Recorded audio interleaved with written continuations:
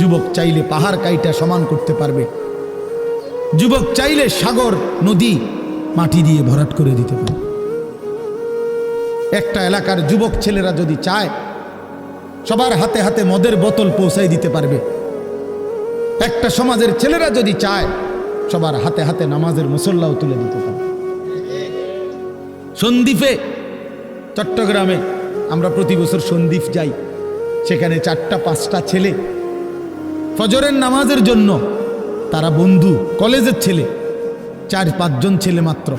ওরা একদিন সিদ্ধান্ত নিছিল, ওরা সবসময় ফজরের নামাজ পড়তো, তো তারা একদিন সিদ্ধান্ত নিছিল আজ থেকে 1 বছর আগে যে আমরা সকালবেলা না হাইটা চলো আমরা বন্ধুদেরকে ফজরের জন্য জাগাই, ফজরের ক্যাম্পেইন করি, ফজরের জন্য গণসংযোগ করি।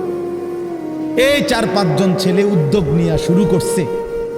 ঠিক 1 বছরের মেহনতে এই গত নভেম্বর 24 সালের নভেম্বরে আমি গেছি মাহফিলে, ওইখানে তারা আমার লিস্টেড।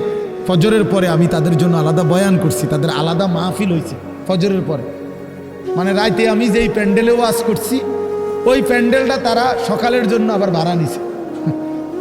বুঝেন না এই কথা? আমি ওখানে ছিলাম, আর ওখানে রাত্রে আসা যায় না, ওইটা সন্দ্বীপে স্পিড বোট দিয়ে আইতে যাইতে হয়, তো রাইতে আওয়ানোর সিস্টেম নেই, থাকতে হয়।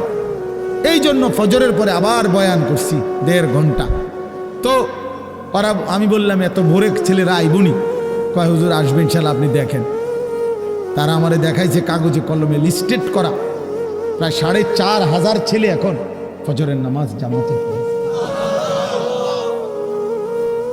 যুবক চাইলে কি না পারে, যুবক চাইলে ভাঙতে পারে, যুবক চাইলে গড়তে পারে, যুবক চাইলে বুলডোজার দিয়ে সমান করে লাইতে পারে,